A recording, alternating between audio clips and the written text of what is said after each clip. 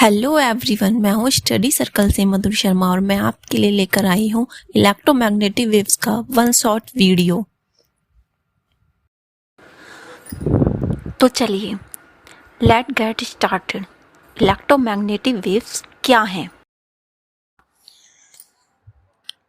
पूरी दुनिया चारों ओर से रेडिएशन से घिरी हुई है, लेकिन क्या सभी रेडिएशन डेंजरस है? नहीं। जिस लाइट से हम खूबसूरत दुनिया को देखते हैं उसे भी रेडिएशन कहते हैं।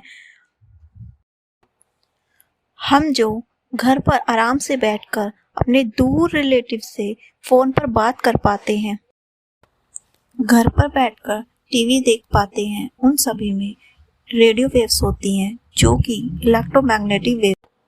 माइक्रोवेव में खाना बना पाते हैं, which is again electromagnetic waves.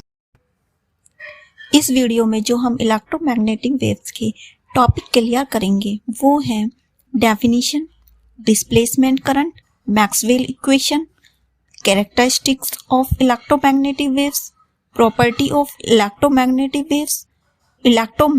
Waves spectrum, source of electromagnetic waves. एक इलेक्ट्रोमैग्नेटिक वेव जब फॉर्म होती है जब एक ऑक्सीलेटरी इलेक्ट्रिक फील्ड एक मैग्नेटिक फील्ड के साथ इन्वॉल्व होता है और साथ ही साथ ये दोनों एक दूसरे के परपेंडिकुलर होते हैं और जिस डायरेक्शन में वेव प्रोपोगेट हो रही होती है उस डायरेक्शन के भी ये परपेंडिकुलर होते हैं।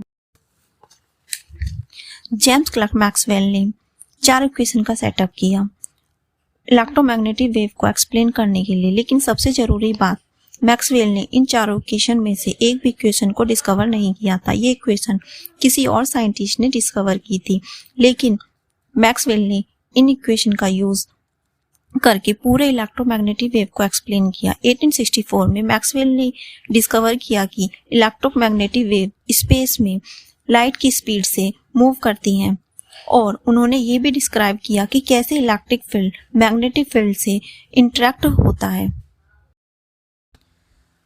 जेम्स क्लर्क मैक्सवेल ने सबसे पहले डिस्प्लेसमेंट करंट के बारे में बताया।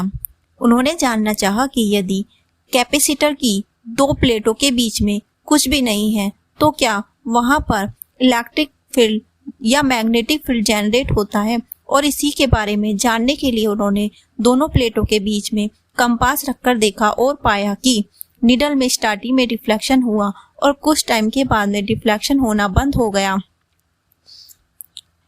और सोचा कि यहाँ करंट नहीं है तो फिर भी निडल हिल रही है, यानी कि यहाँ पर मैग्नेटिक फील्ड है या हो सकता है।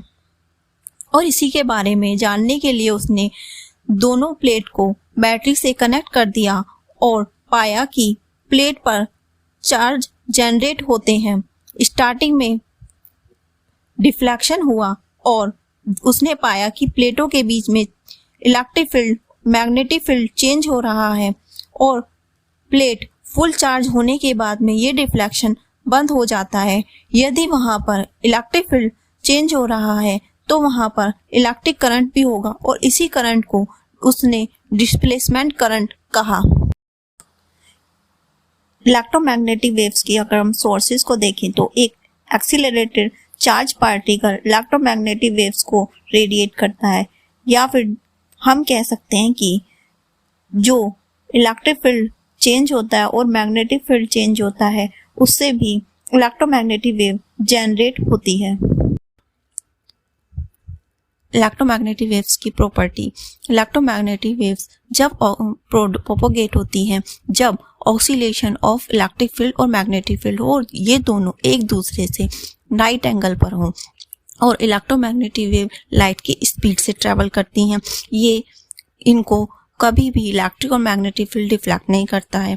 ये इंटरफेरेंस और डिफ्रैक्शन को शो करती हैं। ये ट्रांसवर्स होती हैं नेचर में और इनके लिए मीडियम की कोई नीड नहीं होती और इनकी फ्रीक्वेंसी और वेवलेंथ के बीच में रिलेशन C = न्यू लैम्डा से शो कर सकते हैं, जहां पर न्यू फ्रीक्वेंसी और लैम्डा वेवलेंथ और C स्पीड ऑफ लाइट है। जब इलेक्ट्रोमैग्नेटिक वेव्स वैक्यूम में प्रोपोगेट होती है तो उनकी स्पीड लाइट की स्पीड के बराबर होती है और लाइट की स्पीड और परमिएबिलिटी ऑफ फ्री स्पेस और परमिटिविटी ऑफ फ्री स्पेस के बीच में रिलेशन इस फॉर्मूले से शो कर सकते हैं। ये रिलेशन है C=1/√μ0 और ε0, जहाँ पर μ0 परमिएबिलिटी ऑफ फ्री स्पेस और ε0 परमिटिविटी ऑफ फ्री स्पेस है। यदि इलेक्ट्रोमैग्नेटिक वेव्स मटेरियल मीडियम में प्रोपोगेट करें तो उनकी वेलोसिटी हो जाएगी v=1/√μ∈, जहाँ पर μ परमिएबिलिटी ऑफ मटेरियल मीडियम और परमिटिविटी ऑफ मटेरियल मीडियम होगी। इलेक्ट्रोमैग्नेटिक वेव्स एनर्जी, मोमेंटम और प्रेशर कैरी करते हैं। डिफरेंट फ्रीक्वेंसी और डिफरेंट वेवलेंथ की इलेक्ट्रोमैग्नेटिक वेव मिलकर इलेक्ट्रोमैग्नेटिक स्पेक्ट्रम बनाती है, जिससे हमें पता चलता है कि सबसे ज़्यादा वेवलेंथ रेडियो वेव्स की होती है और सबसे कम वेवलेंथ गामा रेज की होती है, और वहीं गामा रेज की फ्रीक्वेंसी सबसे ज़्यादा होती है और रेडियो वेव्स की फ्रीक्वेंसी सबसे कम होती है, जिससे हमें पता चलता है कि वेवलेंथ और फ्रीक्वेंसी एक दूसरे की इन्वर्सली प्रोपोर्शनल होती है। मीन्स अगर किसी वेव की फ्रीक्वेंसी ज़्यादा है तो वेवलेंथ कम होगी और वेवलेंथ ज़्यादा है तो फ्रीक्वेंसी कम होगी। इलेक्ट्रोमैग्नेटिक वेव्स की एप्लीकेशन को देखें तो रेडियो वेव्स रेडियो और टेलीविज़न में यूज़ होती है, माइक्रोवेव सैटेलाइट कम्युनिकेशन और कुकिंग फूड में यूज़ होती है, infrared electrical heaters cooking food और इंफ्रारेड कैमरे में यूज़ होती है, और visible light fibre optic communication में यूज़ होती है, ultraviolet rays energy efficient lamp में यूज़ होती है और सन टैनिंग में यूज़ होती है। एक्सरे मेडिकल चेकअप में जब हमारा हैंड फ्रैक्चर हो जाता है या कोई भी फ्रैक्चर हो जाता है तो हम एक्सरे करते हैं, तो वो भी हमारा एक्सरे ही उसमें यूज़ होती है।